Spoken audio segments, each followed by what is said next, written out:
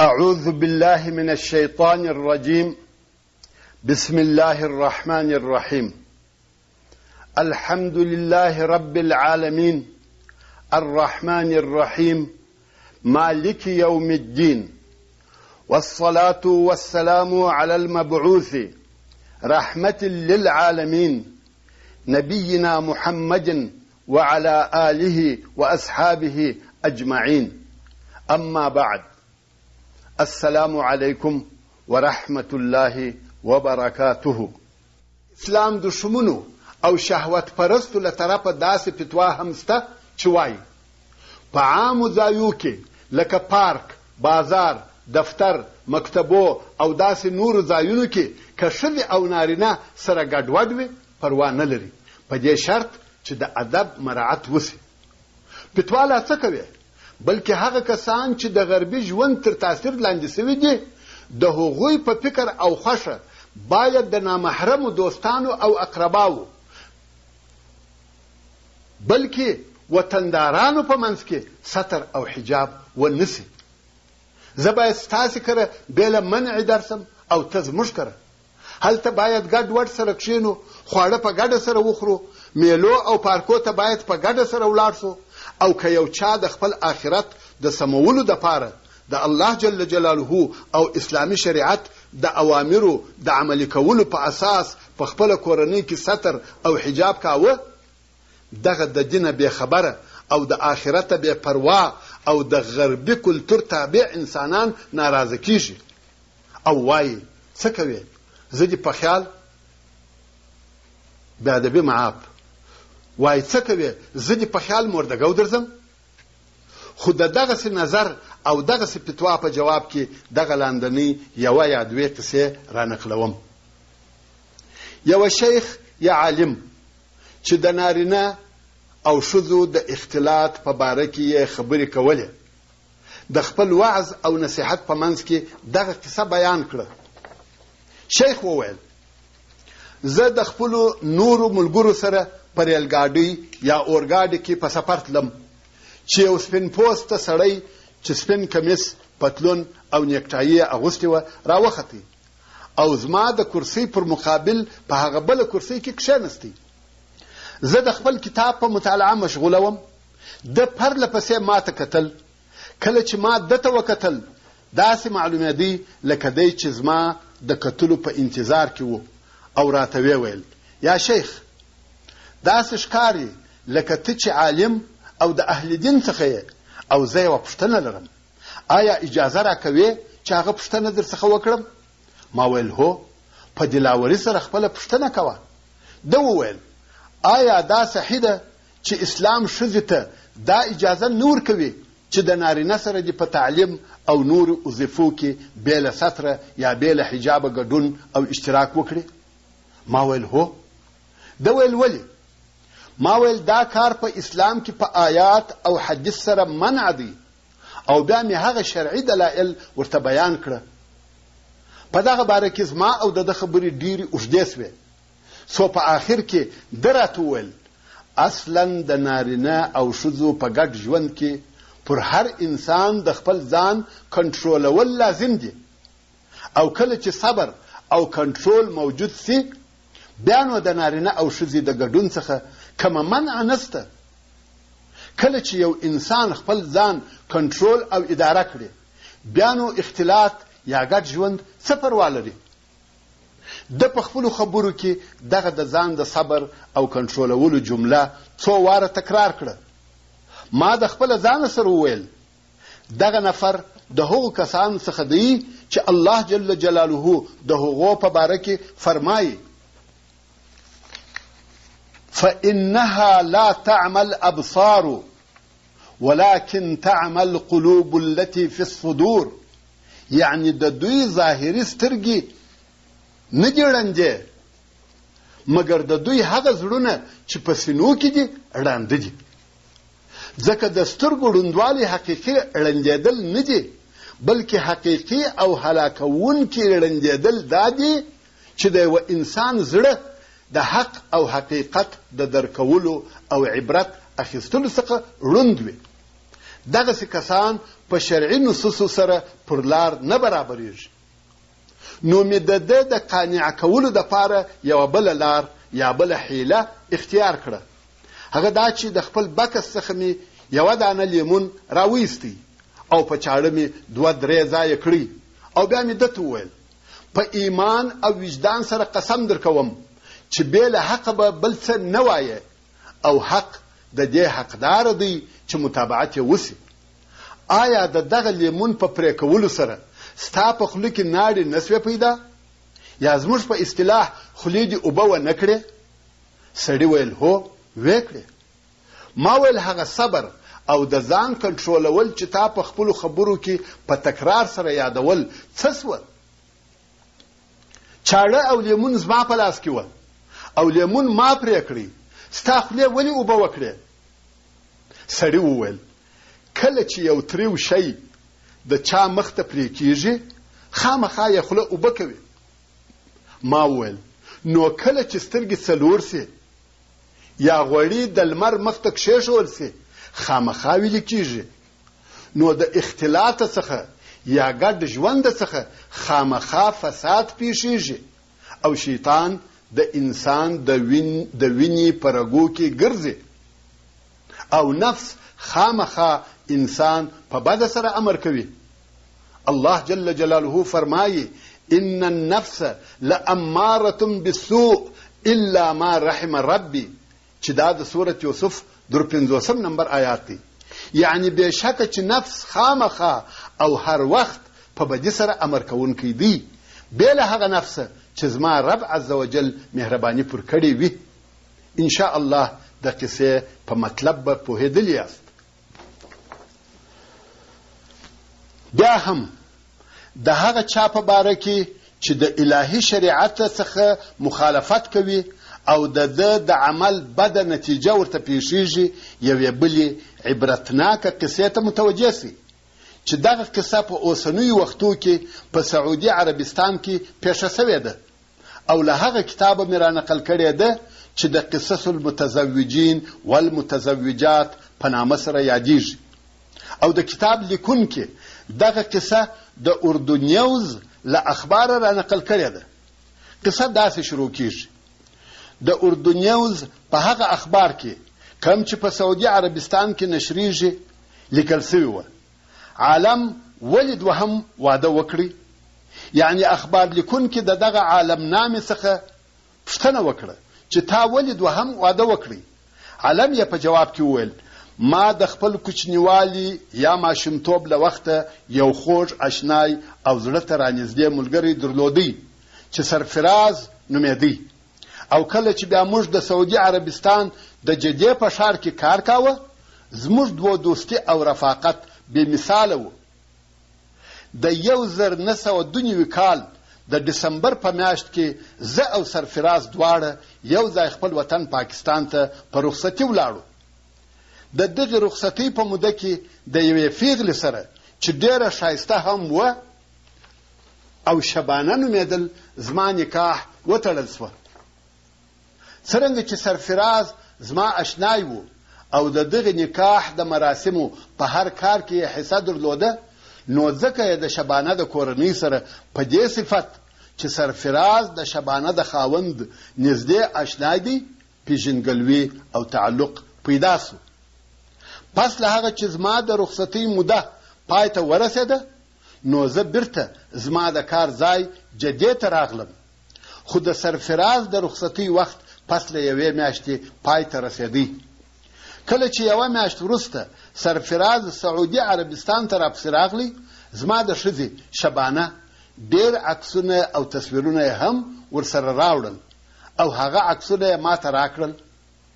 کشکې سرفراز په هغه وخت کې راته ویلي وای چې د شبانه تر نکاح کولو وروسته چې څونه ته د هغې څخه لرې سوې زه په هغه اندازه ورنږدې سوم نو ما به هغه د ده د دوستۍ او اشنایي په سبب خپل محبت تر ده قربان کړی وای. یعنی شبانه به مې ده ته ورپرې ایښی وای. خیر پس له یوه کاله مې د شبانه سره واده وکړي او بیا مې شبانه د جدې ښار ته هغه چې زما او د سرفراز د کار کولو ځای و راوستل. د شبانه پر راتګ سره زموږ کور په خندا او خوشحالیو ډک سو. موږ درې سره یو ځای او په یوه کور کې اوسېدلو. په فارغه او د رخصتیو په وختو کې یو ځای تفریح او د سمندر غاړې ته تلو، یو ځای سره ګرځېدلو، یو ځای د کوره وتلو او یو ځای کور ته راتلو. او سرفراز هم زموږ د کورنۍ یو غړی یا یو فرد وو. زما کار او وظیفه د نوعیت په اساس داسې کار وو چې سهار تر ماښامه پورې به پرله پسې په خپل کار مشغول او مصروف وم. ان تر دې چې د جمعې په ورځ هم کار ته تلم. نو ما ته دا را معلومه سوه چې زما ښځه شبانه له دقت او تنهایي ځورېږي. نو زه د دې پر ناروغه کېدلو وبېرېدم او دا اجازه مې ورکړه چې په ځینو فارغه وختو کې دې زما د یوازیني ملګري سرفراز سره هغه چې زه باور او اعتماد پر لرم او په دې پوهېږم چې زما سره زما په کورنۍ کې خیانت نه کوي بازار ته وځي. مګر له دغه باور او اعتماد څخه چې ما پر سرفراز درلودی هغه څه پیښ سوه چې نتیجه یې ډېره بده وه. هغه دا چې دغه ګډ ژوند او ګډ وتلو هغه عشق وزېږاوه چې دوی یو له بله سره مبادله کاوه او زه له دغه کاره ړوند او بېخبره وم.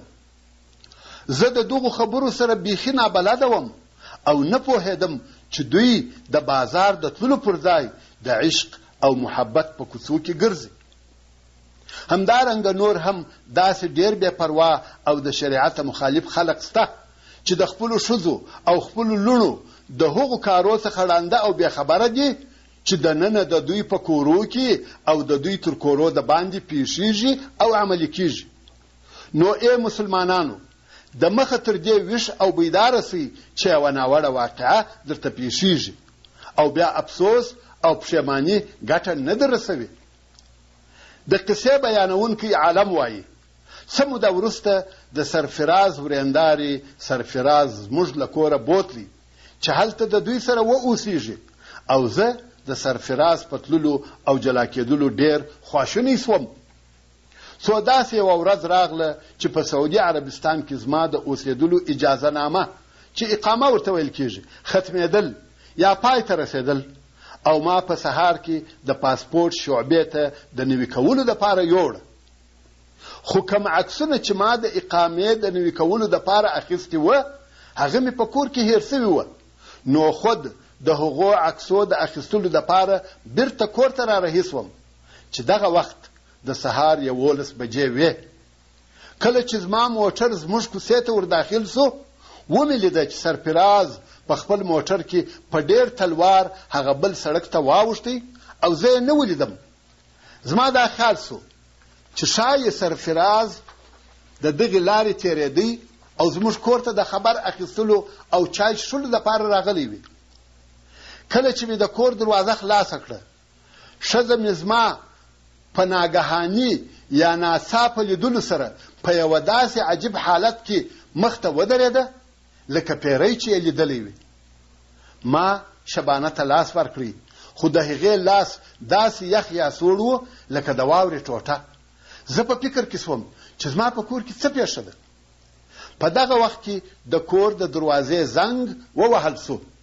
ما غوښته چې د دروازې د خلاصولو دپاره ورسم خو له هغه طرفه مې د سرفراز آواز واورېدی چې زما ښځې شبانه ته وایي زما ژوند او زما روحه سګریټ او اورلګیت مې دلته هیر سوي دي.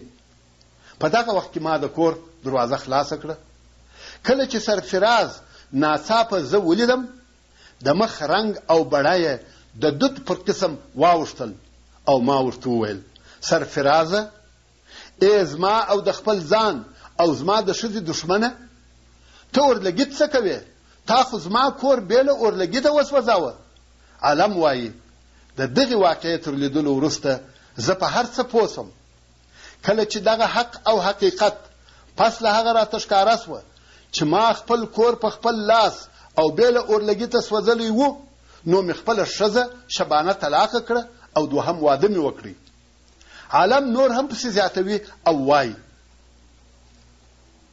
اوس نو خپل ځان او خپل مسلمان ورونو ته دا وصیت او نصیحت کوم چې خپل کور او خپل کورنۍ، خپل اهل او خپل زالګي په دغسې آشنایي او دغسې ملګرتیاو مضایع کوي او مه یې د لاسه ورکوي او د هر هغه کار څخه لرې اوسئ چې د الهي قانون او الهي شریعت څخه مخالف وي.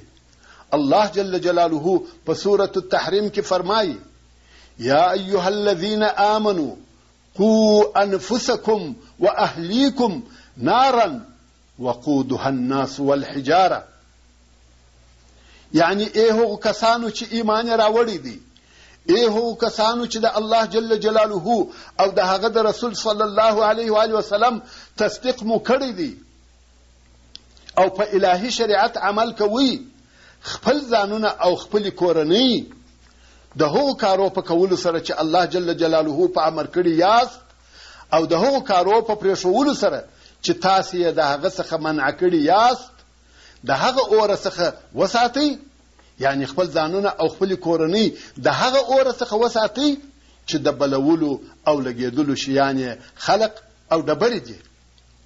د قصص المتزوجین والمتزوجات د کتاب لیکونکی ابو طلحه د دغه قصې تر نقلولو وروسته عام مسلمانانو ته د نصیحت پر قسم وایي: دغسې رسوا کوونکې او شرمونکې نتیجه هر هغه چاته پیښیږي چې د الله جل جلاله د قانون او شریعت څخه مخالفت کوي، خپلو اشنایانو، ملګرو او نامحرمه دوستانو ته د خپل کور د ننوتلو او هلته د دوی د ښځو او لوڼو د لیدلو او د هغو سره د کښېنستلو اجازه ورکوي. دغسې کسانو ته هم دغسې پیښیږي لکه د شبانه خاوند او د سرفراز آشنای ته چې پیښه شوه. خو له بده مرغه زموږ په اوسني وخت او اوسنۍ زمانه کې حتی د مسلمانانو په کورنیو کې دغه د ښځو ستر نه کول او د هغه بده نتیجه نشر او عام سوي دي. کله چې د یو چا اشنای یا نامحرمه دوست د هغه کور ته ورسي، دی یې د خپل کور د ښځو، لوڼو او ځوانو خویندو د اختلاط او ګډون څخه نه منع کوي. شیطان دغه د کار او عمل ښه ورته ایسوي، د دا خیال او ګمان وي چې دی ښه کوي او دغه کار هم د هغو یهودیانو او نصرانیانو د تمدن د متابعت په سبب کوي چې د خنزیرانو او بزوګیانو ورونه بلل کیږي. یوازې دا نه چې دغه د اسلامي شریعت مخالف کار کوي، بلکې په دغه خپل ناروا کار سره فخر هم کوي او په دې سره خوشاله وي چې ښځه یې د آشنای او ملګري سره ښې پستې او داسې نرمې خبرې کوي لکه د خپل خاوند سره چې کوي. نو خود په هغه چا کې چې د زړه ناروغي لري نوره طمع پیدا سي او په نتیجه کې د سرفراز قصه ځینې جوړه سي. دا خو پرېږده، داسې کورنۍ هم سته چې د دوی اشنایان او نامحرمه دوستان د دوی د هغو ښځو او لوڼو سره چې د مخانو پر لسوالي سربیره یې مکیاج او سنگار هم کړی وي، بې له شرعي حجابه د خوړلو دپاره پر یوه میز داسې سره راټولیږي چې اوږده مجلسونه، ټوکې ټکالې او خنداوې هم سره کوي. حال دا چې الله جل جلاله په خپل مقدس کتاب کې هغه پاک او عفیف، طاهر او نقي خلق چې د رسول الله صلی الله علیه و وسلم اصحاب کرام و د بل چا په کور کې د اوږدې ناستې څخه منع کړي دي. نو د نن ورځې د خلقو په اړه څه فکر کوئ؟ یو وخت رسول الله صلی الله علیه و وسلم ځینو اصحاب کرام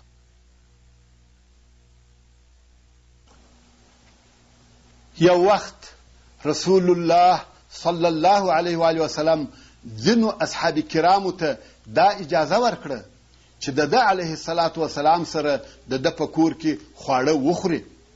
نو ځینې کسان د خوړو تر خوړلو وروسته خپلو کورو ته ولاړه او ځینې یې د نورو زیاتو خبرو او مجلس کولو دپاره پاته سوه. په دغه وخت کې الله جل جلاله خپل رسول صلی الله علیه و وسلم ته وحی نازل کړی چې دغه پاته مؤمنو کسانو ته کم چې د رسول الله صلی الله علیه و آله وسلم په کور کې پاته دي ووایي چې د خوړو تر خوړلو وروسته نور مه کښېږدئ. حال دا چې هغه کسان تر ټولو خلقو پاک او عفیف وه، نو د غرب متابعت کوونکې د اوسنیو خلقو په اړه څه فکر کوي؟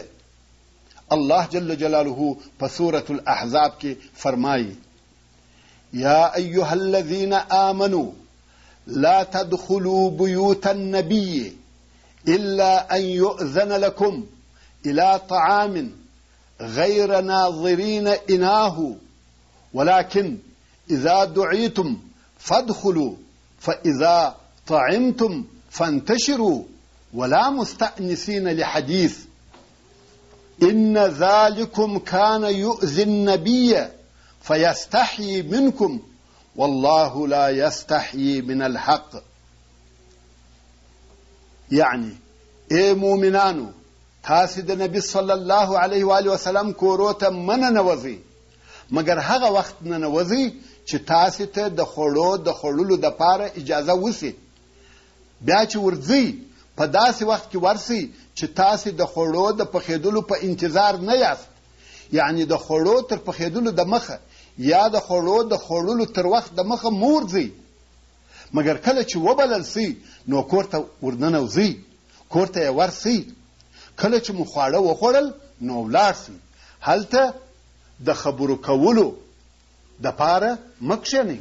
بېشکه دغه بې اجازې ننوتل او هلته د خبرو دپاره کښېنستل داسې کار دی چې رسول الله صلی الله علیه و آله وسلم ته تکلیف او آزار رسوي، او رسول الله صلی الله علیه و آله وسلم ستاسې څخه حیا کوي چې تاسې له خپله کوره وباسئ.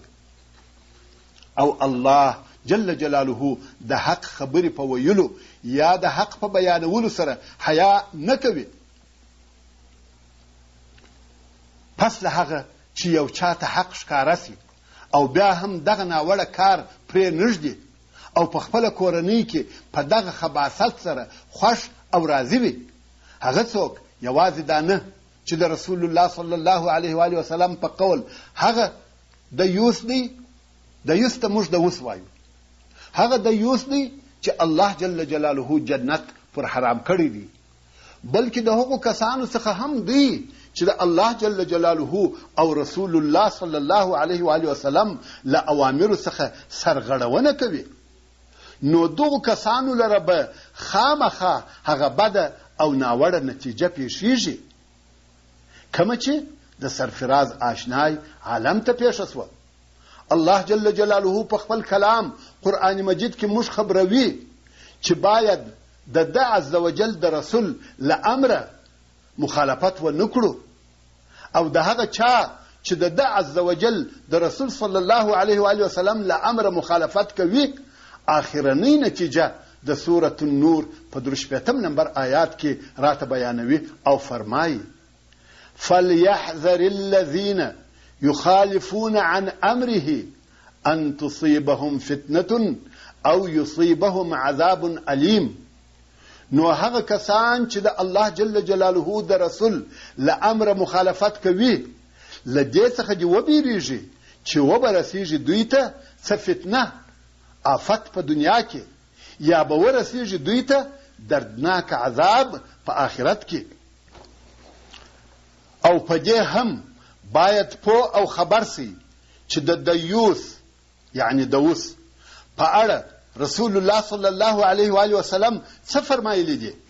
په هغه حدیث شریف کې چې امام احمد او نسائی د عبد الله ابن عمر رضی الله تعالی عنهما څخه روایتوي، رسول الله صلی الله علیه و آله وسلم فرمایي: ثلاثة قد حرم الله عليهم الجنة مدمن الخمر والعاق والديوث الذي يقر في أهله الخبث.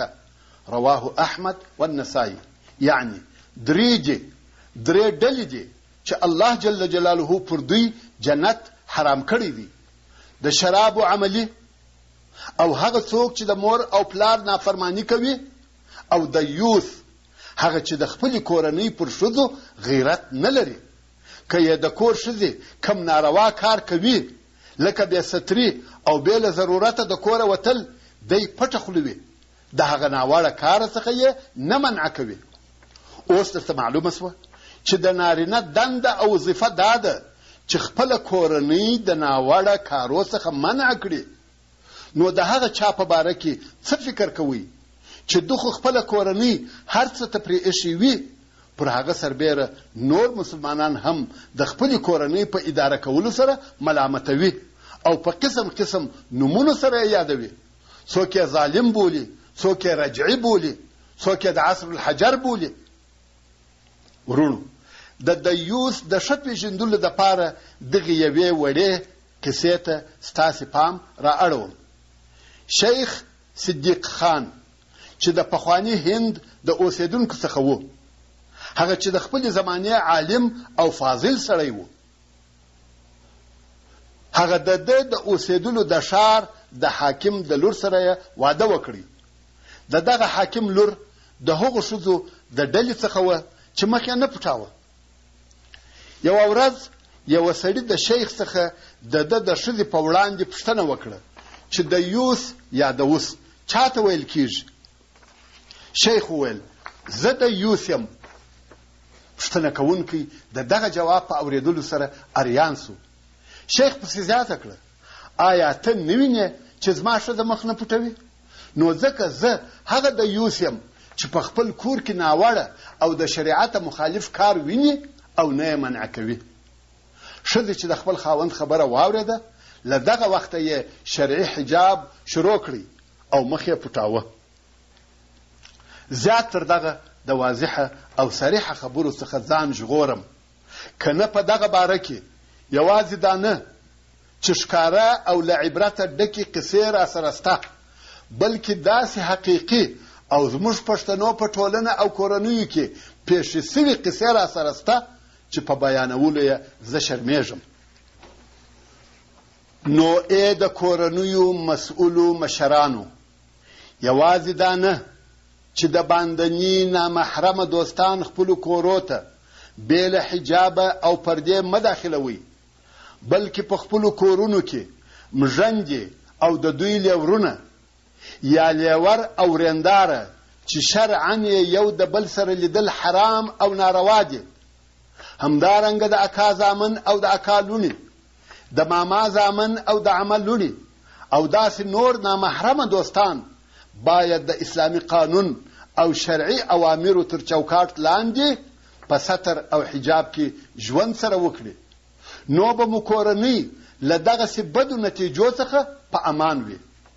خو له بده مرغه نن ورځ د هغو مسلمانانو په کورو کې چې په ښکاره سره صوفي او حاجي، اغا، ملا او اخونزاده هم وي، لیور او رینداره په داسې حال کې چې سنگار یا مکیاج هم کړی وي، یوازې دا نه چې پر یوه سترخوان خواړه سره خوري، بلکې نور بې ضرورته مجلسونه هم سره کوي.